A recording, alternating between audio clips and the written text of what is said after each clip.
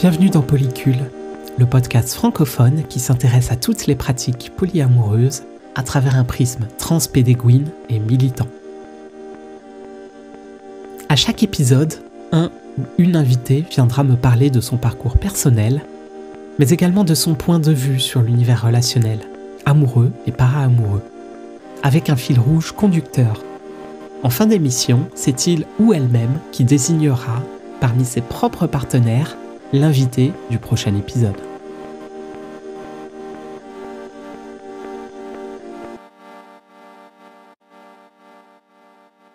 Je m'appelle Anne Ferret. Je suis une femme trans, ancienne journaliste, lesbienne et polyamoureuse. En préambule de ce premier épisode, il me semblait important de vous expliquer mon cheminement intellectuel.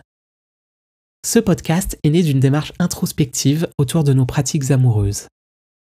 Non-ethical monogamy, kitchen table polyamory, MMM. Le polyamour est devenu un mot valise à la mode pour vendre des livres écrits par des sexologues ou des thérapeutes conjugaux-conjugales, bien trop souvent blanches ou blancs et bourgeoises ou bourgeois.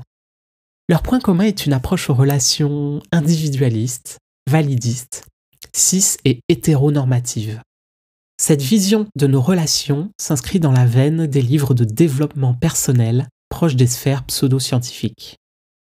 Personnellement, il me semble impossible de ne pas y voir une récupération capitaliste et opportuniste, bourrée d'injonctions bien utiles au maintien du système patriarcal. Avec mes invités, j'entends questionner la place des relations multiples dans notre société, ainsi que les nouvelles façons de faire communauté ou de faire famille.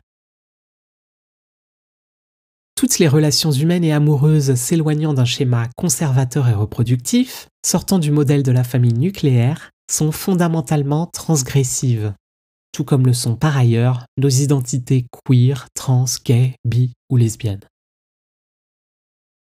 Enfin, il me semble important de replacer au cœur du débat des problématiques trop souvent ignorées des milieux polyamoureux.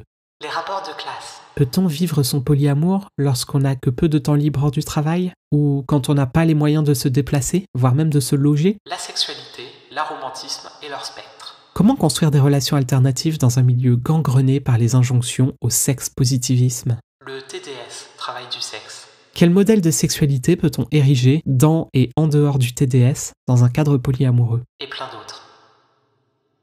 Ensemble, nous tenterons de secouer ce petit monde en friche en apportant de nouveaux niveaux de lecture ainsi que des définitions alternatives. Bonne écoute.